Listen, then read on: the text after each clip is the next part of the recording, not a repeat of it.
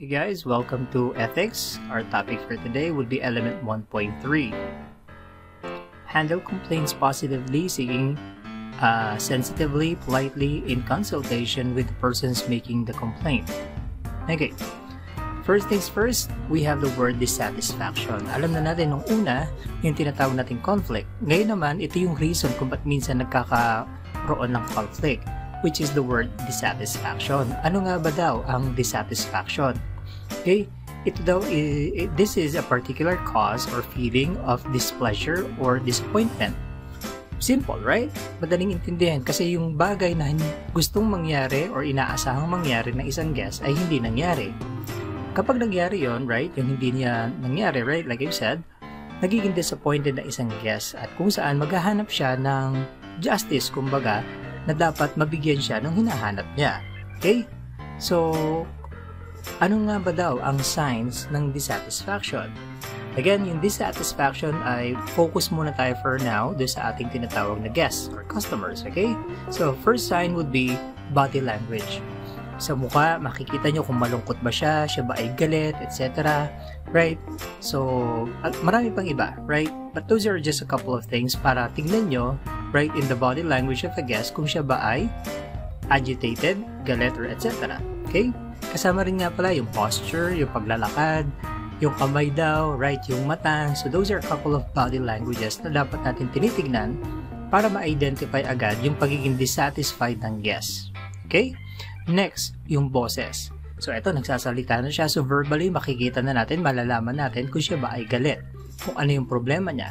So that's the second, sign. The third is yung action. When we say action, hindi na to yung galaw ng katawan. Ito na yung mga bagay na ginagawa niya.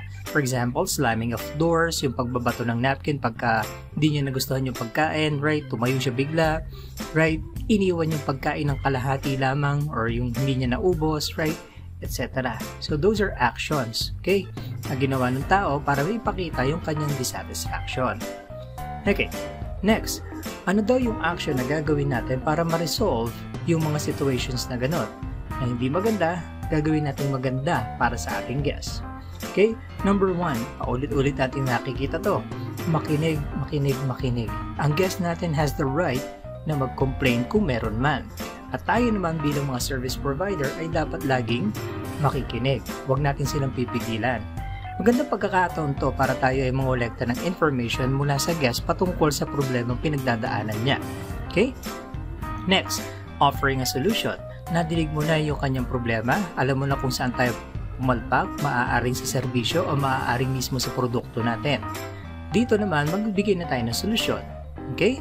So mamaya, mapag-aaralan pa natin kung ano nga ba yung mas detailed na instructions kapag ka nagsosolve or nagbibigay ng solution. Tandaan, ino-offer pa lang natin to. Next, agreeing on a solution. Maaaring yung unang binigay mong offer na solution sa guest ay hindi akma para sa kanya, ayaw niya. So maaaring meron din siyang sasabihin at magko-compromise kayo. Tandaan, hindi lagi pong nangyayari na nakukuha natin yung gusto natin at ganun din naman yung guest. And that is what we call compromising. Kahit saan natin tignan yon, right? Both the customer and the company would benefit kasi magiging win-win yung solution natin. Okay? Next, taking action. Gawin mo na yung napagkasunduan natin or ng guest, right? Kung sinabi natin magdi-discount, sige, mag-discount tayo, right? Bigyan yung discount. Kung magbibigay tayo ng other service na i-offer natin, we need to follow through na dapat maibigay natin yon. Next, check with the customer. Siyempre, naibigay mo na, ginawa na. Pagbalik mo, right? Tatanungin mo si customer, Sir, ma'am, kamusta po? Nabawas na po ba or na-discount po ba? You need to double check. Okay na po ba yung naging actions ng kumpanya? So you need to check with the guest. Okay? Ngayon, changing any necessary standard operating procedures. Let's say, you were able to be constructive enough para makabuo ka ng isang solusyon para sa guest. Right? Rather than following kung ano yung nasa tinatawag nating company rules and policies, right, and regulations, may naisip kang iba. So, nasolusyonan mo na mas maganda ang kinalabasan kaysa dun sa nakalagay sa policies natin. So, again, it is time siguro to update kung ano yung policy na yun. Maaring idagdag natin or maaaring palitan natin all in all na. Tandaan, yung mga policies na nagawa nung una, maaaring hindi na applicable sa panahon ngayon. Okay, next. Scope of authority. Tandaan natin na yung ating posisyon ay mayroong limitasyon. Hindi magagawa ng isang waiter mag-decide or mag-desisyon katulad ng isang manager. Bakit? Hindi sakop ng kanyang kapangyarihan. Okay? Ganon din si manager. Hindi niya sakop yung kapangyarihan ng pagiging may-ari. Okay? So, kailangan malaman natin kung ano yung scope of authority natin. Okay? So, next. So, ano daw yung ability natin para i-represent ang kumpanya? Again, are we a manager? Are we the owner? Or are we just an employee? Again, depende po sa ating posisyon kung paano natin ipapakita sa ibang tao kung sino nga ba or ano nga ba yung kaya natin gawin para sa kanila para ma-solve yung problema nila. Okay? Next, yung authority daw na to spend money. Again, being a low-level employee or a regular employee or standard employee, right? Hindi ganun kalakas or kataas yung ating ability na mag-offer po ng discounts or freebies sa ating mga guests. So, may panahon, right, na managers lamang ang nakapagbibigay nun.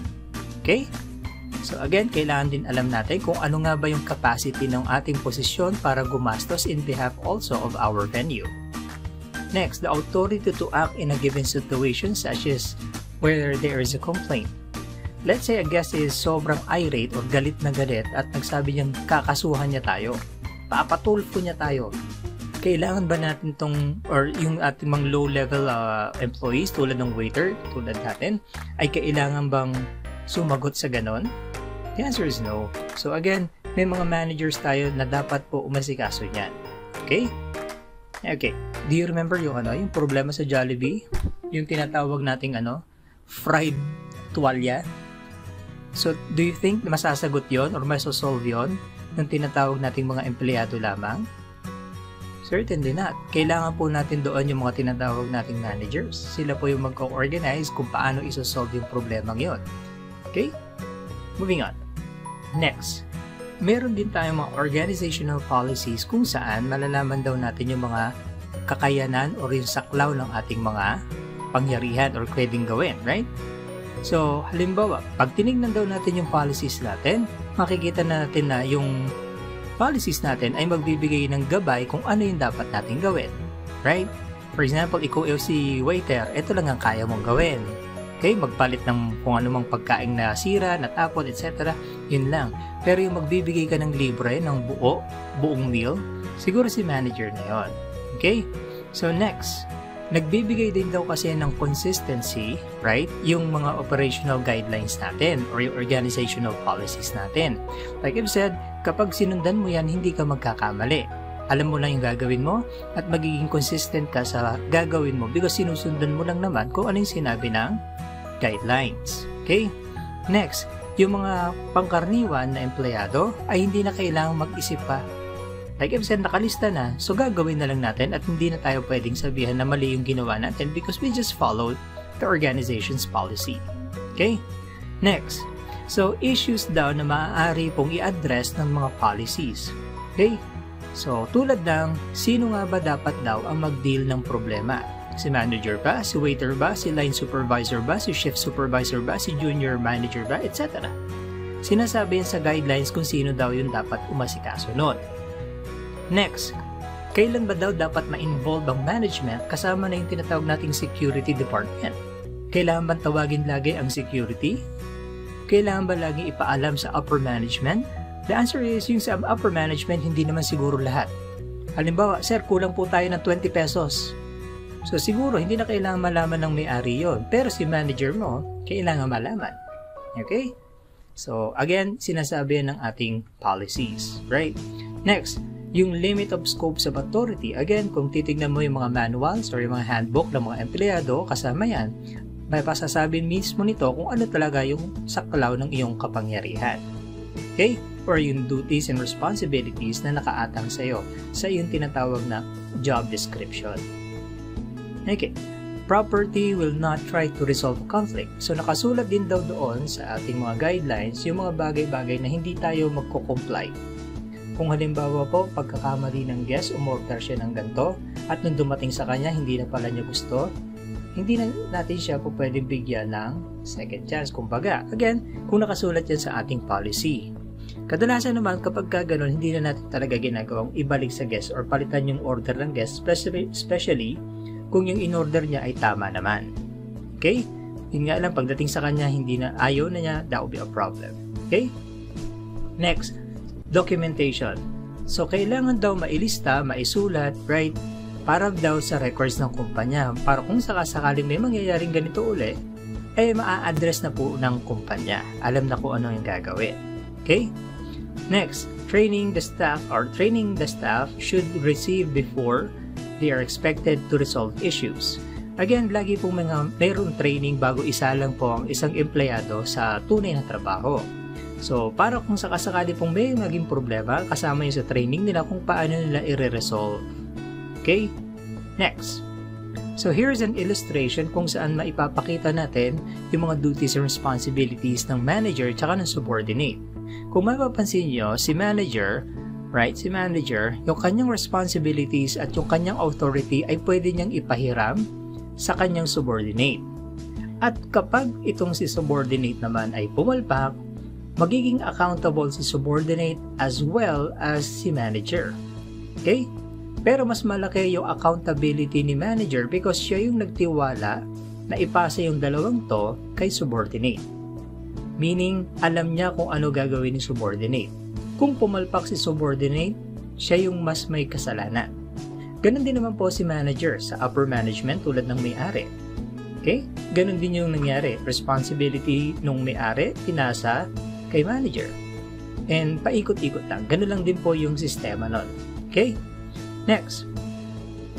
Handling complaints. Okay? So, deal with all complaints in a friendly, efficient, and thorough manner. Friendly, alam na natin to. Efficient means mabilis at tugma or akma. Okay? And then thorough means wala tayong iniiwang butas para tayo ay balikan ng problema. Okay? Next, give the customer time to explain. Nabanggit ko na to kanina, kailangan may oras na hayaan mo ang guest na magpaliwanag. Pagpipigilan, mag-ipon ka ng information pag siya ay nagsasalita. Okay? The 3 keys in responding to complaints are, tandaan, you need to be positive. Okay? You need to be sensitive. Alamin mo kung ano yung nararamdaman ng guest, etc. And you always need to be polite. Again, tandaan, tayo ay under na service providing industry. Kailangan tayo ay maging polite. So, how about positive? Ibig sabihin, maipapakita, maibibigay natin yung idea na maganda ang kalalabasan at maayos ang problema. Hence the term positive. Okay? Now, take responsibility for doing something, right? Let's say, ikaw yung nasa pwesto, ikaw yung nasa eksenang yon, and then you need to do something. So, eto yung mga gagawin daw natin. Right? Mayroong problema, nakita mo, you need to ask questions and recap kung ano yung mga nadinig mo para masigurado mo na tama yung nadinig mo from the guests. Okay? Next, telling the customer that you will do or what you will do. Ano yung gagawin mo? Dahil nadinig mo na yung problema niya, sabihin mo sa kanya kung ano yung gagawin mo. Okay? Next, sabi daw, establish the nature of and details of the complaint. Ito na yung sinasabi ko kanina na kapag tayo ay nakikipag-usap sa guest, nagsasalita siya, may pagkakataong magsasalita tayo. So, kapag panahon na natin to, right, eto na, pwede na tayong magtanong. So, pag nagtatanong tayo, inaalam natin yung extent ng complaint. Gaano kalawak, sino ang kasama, right, anong mga bagay ang naging problema. Okay? Next, the complaint will tell you the problems, right, the problem is or what the problem is, but their offerings is certain to leave out relevant information. Tulad na lamang ng papapalitan ko po yung pagkain ko. Sir, bakit po? So those are informations na hindi niya sinabi nung una, right? Papapalitan ko po yung pagkain ko because diabetic po ako. Papapalitan ko kasi allergic po ako sa ganito pero meron po ganito pala itong pagkain na to. So again, yung mga information na yun ay makukuha nyo lamang kung magtatanong tayo. Okay? Next, bits of information to note when taking to complaints or taking to complainants, right? So, ganito siya. Ay, ito daw yung mga iililista natin, aalamin natin para pag tayo ay gumawa ng report, kompleto. Okay? The very first one is pangalan ng mga involved Sino po ba yung guest na involved? Ilan po ba yung kasama niya? Sino-sino yung mga yon? Sino po ba yung mga empleyadong sakop or nadadamay or sabihin na natin kasama sa problemang to? Next, ano daw yung mga pinangako ng taong kausap niya o kaya natin na ibigay natin sa kanya para ma-remedy yung problema? Number 3, yung service or yung produkto na pumalpak. Okay? So, kailangan i-take note natin to. Kung saan, number 4, paano daw pumalpak yung service na to o yung produktong to. Number 5, timelines. Ibig sabihin, kailan po ito nangyari, anong oras po, sino po, right? So, sino po nag-abot, anong oras niya inabot, etc. So, yung timeline, mahalaga din para malaman natin kung saan nagka-problema, right? Kung anong oras, kung saan sabihin natin na maaaring yung oras yung naging problema, right? Okay. Number 6, yung cost. Halaga nung na-damage, halaga nung ipapalit, etc. Halaga na i-discount, kasama na to dyan. Okay? Next, number 7, yung mga factual details. When we say factual, yung mga fact na nabanggit po nung ini-interview natin yung guest. For example, sino ang nagsabing ganito? Sino po yung nagsabing kasama po itong mga taong to? Get the idea po? So those are just a couple of facts na po pwede nating sabihin na kailangan nating makuha. Okay? Kasama na dun yung time. Okay? Next is actions or inactions. Ibig sabihin, gumalaw ba tayo? Nabigay ba natin yung mga kailangan ng guest? O kaya hindi ba naibigay sa guest? So, kailangan din natin daw makuha yung information na to. Tandaan, itong part na to, maaaring doon sa may dulong part na ng resolving is a problem. Ibig sabihin, nagawa na natin yung actions natin, right? Binabalikan lamang natin kung mayroon bang naging action talaga or hindi ba nagkaroon ng aksyon. Okay. Number 4, remove the complaints or the complainant from up to a private area. Kung ang guest nyo ay nagsisimula ng mag-ingay, etc., etc., right? Alam nyo naman na hindi ito maganda para sa business. So, kailangan ayain natin siya sa isang lugar kung saan po pwedeng mag-usap ng walang nakakarinig na ibang tao. Okay? Tulad ng opisina ng manager, right? The lobby, etc. Kung saan privately kayo makakapag-usap ng mga maaaring gawin para ma-resolve yung problem at kung ano yung problem. Malilino pagka ganun po. Okay? Number 5, repeat them back to the person to ensure you have interpreted them clearly. Like I've said, uulitin daw natin to sa ating guest para maipakita sa kanya kung tama nga ba lahat ng mga napag-usapan o nadinig natin mula sa kanya. Okay? Pagka nagkamali kasi tayo dito, right, pwede nating baguhin yung ating gagawing solution. Number 6, seek agreement. Okay na po ba yung nadinig nyo? Okay na po ba yung ino-offer naming solution sa inyong problema? Kapag sumagot siya ng oo, good. Everybody's happy, right? Okay, next. Take action. Eto na. Gawin mo na yung napagkasunduan. Since umagree na siya, gagawin na. I-execute na natin yung ating solution. Okay. Moving on. Next, eto yung yung 6th step daw. Okay. It's basically similar do sa mga nauna. But again, this is the 6 steps naman daw, ha? So, una, listen carefully. Tulad ng dati, right? And then acknowledge, tanggapin natin na may naging problema at kailangan natin gawa ng paraan, right? Then we need to respond. So when we say respond, kailangan na nating gumalaw, right? Actually, when we say respond, bibigyan pa natin or sasabihin pa lang natin sa guest natin yung gagawin natin. Kung saan number 4, gawin na natin daw yung tinatawag nating action. Okay? So yung action natin na ginawa, kailangan lumabas sa isang report. At yung report na yun ay may mga tao or may mga certain na tao na dapat makatanggap ng report patungkol sa pangyayaring yun. Okay? Next, number 6, sa report, kailangan daw natin malaman kung hanggang saan dapat makaabot yung incident na yun. Okay? Halimbawa, sa manager mo ba? Kailangan pa ba itong umabot sa may-ari? So, kailangan yun. At again, policies natin, yung company policies, so magsasabi kung sino at hanggang saan makakaabot yung report na to. Next, instances kung saan daw ang report or kailangan mag-report. Una, ang irate na raw ng guest. Galit na siya, right? Maaari magkaroon ng confrontation. So again, kailangan i-report na to immediately sa upper management. Okay? Nag-made ng threats yung guest. Sulugin ko tong hotel nyo. So that is a threat, kailangan daw seryosohin at kailangan iakyat sa management. Again, sila yung equipped na mag-deal po sa ganong mga situations. Okay, next, indicated that they would be complaining in written form. Ibig sabihin, magre-reklamo ako, susulatan ko management. So that will be another example po. So again, kailangan nating i-report at itaas sa management. So mamaya pag-uusapan natin yon. Kailan nga ba i-refer sa upper management? Okay? Next, mayroon daw damage both do sa atin at saka sa guest. Ibig sabihin, hindi, let's say hotel, right? Nagreklamo ang guest, it wasn't comfortable. I did not get a good night's sleep because ganto ganyan. Meron bang nasira? Right? Meron na wala ba sa guest? So kailangan daw nating itaas yan sa upper management. Okay? Or ilagay sa report. Next, is the patron a regular? Ibig sabihin, lagi bang nandito yung patron na to o yung guest na to? So again, kailangan nating i-report to para malaman ng management na, oh my God, nawalan tayo ng isa. Again guys, sa industry natin, kailangan nating tandaan or napakahalaga nito, mas mainam mag-retain ng isang patron or ng isang guest or ng isang customer kaysa sa maghanap ng bagong customer. So again, that would be very important, tandaan nyo. So kung regular ang patron, napakahalaga niyan para sa atin kasi continuous yung kanyang pagpunta sa atin at kumikita tayo because of that. Okay? And that is why we need to report kapag regular patron siya. Next, follow up na tayo. Right?